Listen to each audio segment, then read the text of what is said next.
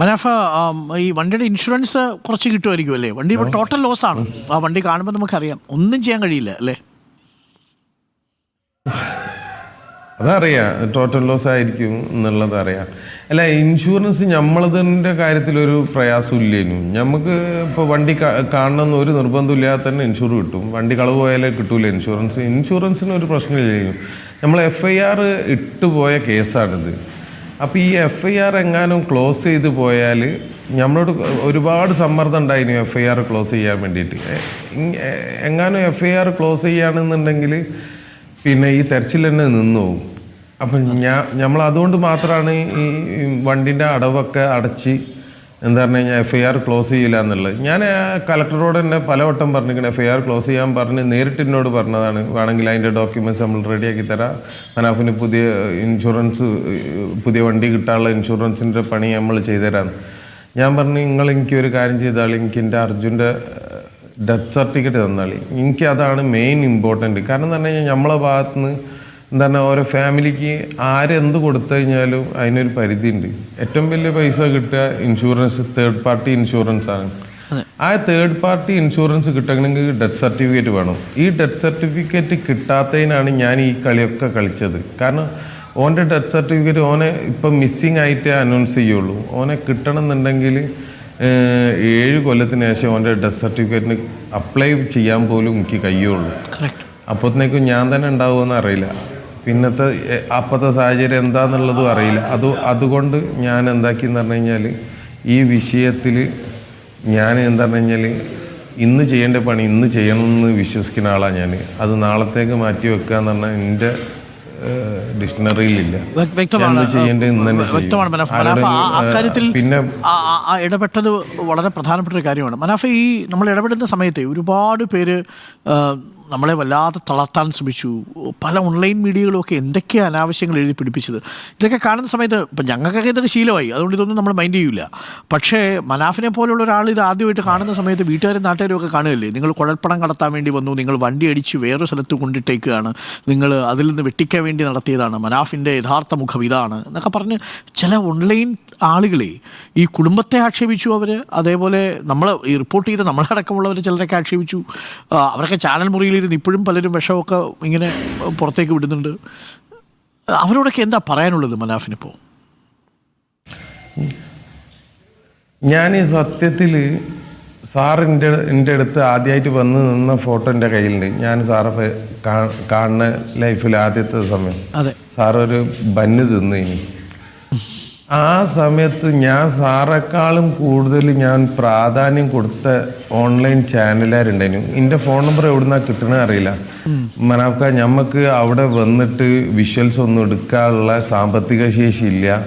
അവിടുത്തെ കാര്യങ്ങൾ അറിയാൻ ഒരു റിപ്പോർട്ടറെ വിടാൻ പോലുള്ള സാമ്പത്തിക ശേഷിയില്ല. നമ്മളെ സഹായിക്കണം എന്ന് പറഞ്ഞ ചാനലുകാരാണ് പിന്നീട് എന്താക്കുന്നത്. അതായത് ഞാൻ വിട്ടുകൊടുക്കും. ഞാൻ വിചാരിക്കുകയാണ്, ഞാൻ എന്നോട് ഇങ്ങ് സംസാരിക്കുമ്പോൾ ഞാൻ വിചാരിക്കുന്നത് ഇന്നെ സമാധാനിപ്പിക്കാൻ വേണ്ടി സംസാരിക്കുന്ന കാര്യങ്ങൾ മുഴുവൻ പിറ്റേ ദിവസം ചാനലുകളിൽ വരികയാണ്. ഞാൻ ഒരു ഇതിൽ സംസാരിക്കുന്ന വിഷയങ്ങൾ പോലും എന്താവുകയാണ് പിറ്റേ ദിവസം ഞാൻ രാവിലെ നോക്കുമ്പോൾ, അല്ല ഈ എന്താ ഈ ചാനലിൽ ഇങ്ങനെ കാര്യം പറഞ്ഞ്, ഞാൻ ഒന്നും തെറ്റായിട്ടൊന്നും പറഞ്ഞിട്ടില്ല. പക്ഷെ ഇവരതിനെ മുഴുവൻ എന്താക്കുകയാണ് വളച്ചൊടിച്ച്. അപ്പോൾ എനിക്ക് കാര്യം മനസ്സിലായില്ല. കാരണം അതൊന്നും നോക്കാനുള്ള സമയം എനിക്കില്ലേനു. സാറ് കണ്ടില്ലേനു, ഞാൻ ഓടി നടക്കേനു. പക്ഷെ എന്താ പറഞ്ഞാൽ ഇതേ ചാനലുകാർ എന്താക്കുകയാണ് പിന്നീട് ഞാൻ കൊള്ളക്കാരനും സ്മഗ്ലറും ഇന്ത്യയിൽ അൽഖ്വയ്ദ ഭീകരനെക്കാട്ടും വലിയ ഭീകരനായി മാറിപ്പോയി ഞാൻ ഒരു സമയം കൊണ്ട്. എൻ്റെ ഫാമിലിക്ക് എത്രമാത്രം അത് ബാധിക്കും എന്നുള്ളത് ഒന്നും ചിന്തിച്ചിട്ടില്ല. സത്യം പറയുകയാണെങ്കിൽ ഇന്നലെ ഡഡ്ജർ പോകുന്നുള്ള ഒരു ചെറിയൊരു സൂചന ഉണ്ടായിരുന്നു. എങ്ങാനും ആ ഡഡ്ജർ പോണതിൻ്റെ ഇടയിൽ എനിക്ക് അർജുനെ കണ്ടെത്താൻ കഴിഞ്ഞില്ലെങ്കിൽ എന്താ പറയുക, ആജീവനാന്ത കാലം ഞാനൊരു എന്താ പറയുക കൊള്ളക്കാരനും കൊലപാതകിയും എന്തൊക്കെ എൻ്റെ പേരിലുണ്ടാക്കിയത്. ഇതൊക്കെ ആയിട്ട് ഞാനും എൻ്റെ ഫാമിലിയും എന്താ പറയുക ജനങ്ങളെ മുന്നിൽ ജീവിക്കേണ്ടി വരില്ലേനോ. എന്തായാലും എനിക്ക് താങ്ങാൻ കഴിയും. ചില ആളുകൾക്ക് താങ്ങാൻ കഴിയില്ല. എനിക്ക് അതാ പറയാനുള്ളത്. ചില ആളുകൾക്ക് താങ്ങാൻ കഴിയില്ല. അപ്പം എന്താണ്, ഒരു അർജുൻ പോയതിന് പിന്നെ അതിൻ്റെ പിന്നാലെ ഒരു കുടുംബം കൂടിയും ഈ ലോകത്തുനിന്ന് പോകണത് കാണേണ്ടി വരും. പക്ഷെ ഞാൻ തീയിൽ കുരുത്തതാണ്. എന്തായാലും ഈ ടൈപ്പ് വെയിലത്ത് എന്തായാലും ഞാൻ വാടൂല. മനാഫ് എന്ന വാക്കിൻ്റെ അർത്ഥം ഇന്നലെ സോഷ്യൽ മീഡിയയിൽ ചില ആളുകൾ പറഞ്ഞു, ഉയർത്തപ്പെട്ടവൻ എന്നാണ് അത്രേ മനാഫ് എന്ന വാക്കിൻ്റെ അർത്ഥം. മനാഫ് അത് ശ്രദ്ധിച്ചിരുന്നോ എപ്പോഴെങ്കിലും? സത്യത്തിൽ എനിക്ക് എൻ്റെ വാക്കിൻ്റെ അർത്ഥം അറിയില്ലേനു. വലിയൊരു ഗ്ലാമർ ഇല്ലാത്ത പേരേനെന്ന് ഞാൻ വിചാരിച്ചു. പക്ഷെ ഇതിൻ്റെ അർത്ഥം ഇതുണ്ടെന്ന് ഞാൻ സത്യമായിട്ടും ഞാൻ ഇന്നലാണ് അറിയുന്നത് മനാഫിൻ്റെ അർത്ഥം. നിങ്ങൾ പൊളിയാണ് മനുഷ്യ കേട്ടോ. അപ്പോൾ നാട്ടുകാരെല്ലാവരും പറയുന്നുണ്ട്. എന്തായാലും ഇന്നലെ നിങ്ങളുടെ ആ ഹൃദയത്തിൽ നിന്ന് വന്ന വാക്കുകൾ കേട്ട് ശരിക്കും പറഞ്ഞാൽ പലതവണ ആളുകൾ കണ്ട് കരഞ്ഞു എന്നാണ് പറഞ്ഞു എൻ്റെ അടുത്ത്. ഞാൻ സത്യം പറയുകയാണെങ്കിൽ ഞാൻ ഇത് അർഹിച്ച ആളൊന്നുമല്ല. ഞാൻ ഇതിൻ്റെ കടമ ചെയ്തെന്നുള്ളൂ. സാറ് ശ്രദ്ധിച്ചിട്ടുണ്ടാവും, ഞാൻ അഭിലാഷേട്ടന് ആ ബൈറ്റ് കൊടുത്തിട്ട് ആ ക്രെയിനിൽ നിന്ന് അർജുനെ എടുത്തോട് കൂടിയിട്ട് ഞാൻ ഒരിക്കലും അർജുൻ്റെ ബോഡിന്നോ അല്ലെങ്കിൽ എന്താ പറയുക അവൻ്റെ മൃതദേഹമെന്നോ അതുപോലും പറയാൻ ഞാൻ ആഗ്രഹിക്കില്ല. അർജുനെ അവിടുന്ന് എടുത്തോട് കൂടിയിട്ട് ഞാൻ അഭിലാഷേട്ടൻ്റെ അടുത്ത് സംസാരിച്ചതിന് ശേഷം ഞാൻ ചാനലിലേക്ക് വരൂല എന്ന് വിചാരിച്ചതാണ്. ഞാൻ രാത്രി വരെ പിന്നെ ഒരു ചാനലുകാർ എന്താ പറയുക ഇതുപോലെ എൻ്റെ മൊബൈൽ റിങ് ചെയ്തൊരു സമയം ഉണ്ടാവില്ല ചാനലുകാരെ കൊണ്ട്. ഞാൻ ഈ പ്രശസ്തി ഒന്നും ആഗ്രഹിക്കില്ല സാർ.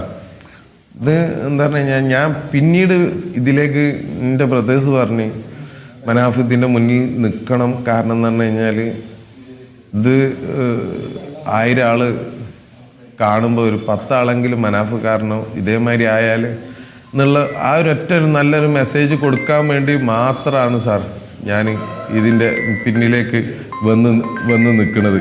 അല്ലെങ്കിൽ ഞാൻ ഒരിക്കലും സാർ ഞാൻ ഈ ചാനലിൻ്റെ മുന്നിലേക്ക് വന്ന് നിൽക്കാൻ ആഗ്രഹിക്കില്ല.